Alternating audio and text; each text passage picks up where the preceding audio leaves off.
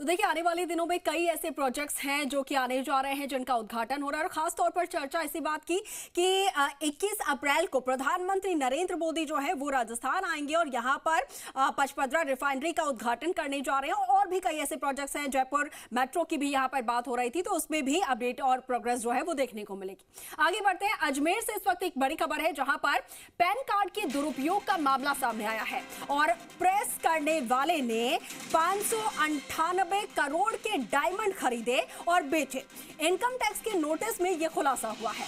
Bank manager की मिलीभगत की आशंका इसमें नजर आ रही है और दरअसल कपड़ों पर प्रेस करके अपनी जीविका चलाने वाले जितेंद्र कुमार का पैन कार्ड कहीं खो गया था और इस पैन कार्ड का दुरुपयोग करते हुए पाली के शत्रुघ्न सिन्हा नाम के एक युवक ने सूरत में कोई बैंक खाता खुलवाया और उसे बैंक खाते में 3 महीने में 400 से 500 करोड़ के बीच में लेन देन स्थापित कर लिया।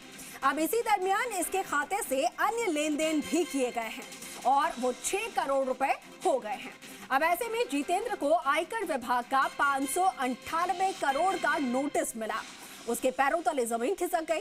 उसने अपने वकील राकेश हाड़ा से संपर्क करके उस पूरे मामले की जानकारी दी। वकील ने जब कर विभाग में जानकारी की तो पता चला कि सूरत से ये मामला जुड़ा हुआ है। यहाँ पर किसी फर्म ने उसे हीरे जवाहरात व्यापारी खरीदने वाला बताया है और इस पर जितेंद्र के माध्यम से गंज थाने में एक एफआईआर दर्ज हो गई है। तो वहीं सूरत के उस बैंक को भी नोटिस दिया गया है, जहां पर उसका नकली खाता खोला गया है। तो इस चीज़ का तो कोई ध्यान नहीं था, तो मैं गया आयकर विभाग, वहाँ से इनकम टैक्स का नोटिस आया था। तो मैं जानता नहीं, तो मेरे वकील बाबू जी नहीं है, इनके पास गया, इन्होंने बताया ये तो ऐसा ऐसा है। तो फिर इन्होंने दूसरे दिन कार्रवाई चालू कर दी थी। कब आया था नोटिस? ये नोटिस आया था बुधवार के दिन। क्या था नोटिस? नोटिस ये हेरा फेरी का ऐसा कोई नोटिस लिखा हुआ था, ऐसा मैं कुछ समझ नहीं पाता। इसके बाबू जी ने बताया पैसे का कोई है इसके हेरा फेरी का, मेरे नाम से किसी ने फर्जी कंपनी है ऐसा कुछ खोल के मेरे नाम से बंदा वो कर रखा है। और मैं तो यहाँ के अलावा कहीं जाता नहीं, धोबी का धंधा है मेरा। तो जी आप क्या करते हैं? मैं यही काम करता हूँ जो है, ये धोबी का धंधा, जिसमें 598 करोड़ 50 लाख 27,726 रुपए का उस पे टैक्स का मामला बनना बताया गया है। नोटिस मिलने के बाद जितेंद्र ने जब नोटिस पढ़ा तो उसके हाथ पैर फूल गए और वो सीधा भागकर मेरे पास आया और मेरे को नोटिस बताया। जब नोटिस से मेरे को जानकारी हुई तो मैं इनकम टैक्स ऑफिस जाके उसके बारे में पता लगाया, तो पता चला कि इस जितेंद्र कुमार बड़ोलिया का पैन कार्ड कहीं गिर गया था।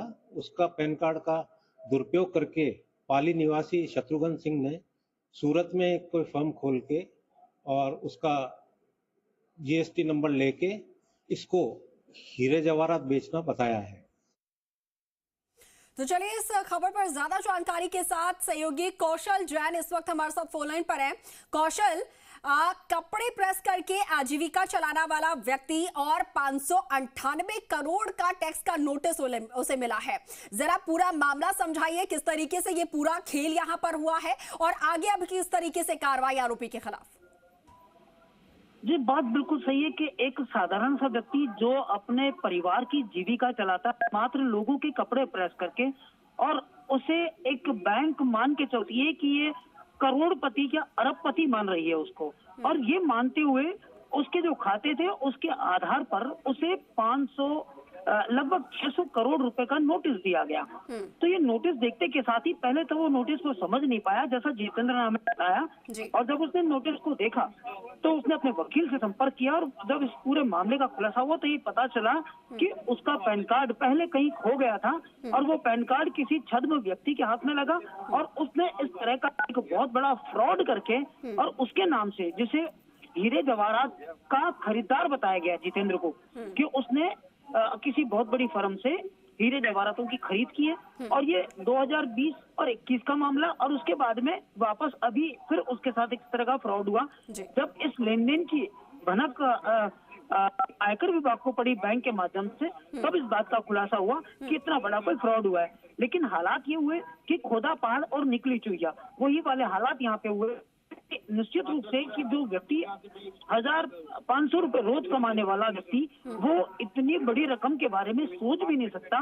और जैसे ही उसको इस तरह का नोटिस मिला, उसके परिवार में एक बहुत बड़ा भय का माहौल पैदा हो गया।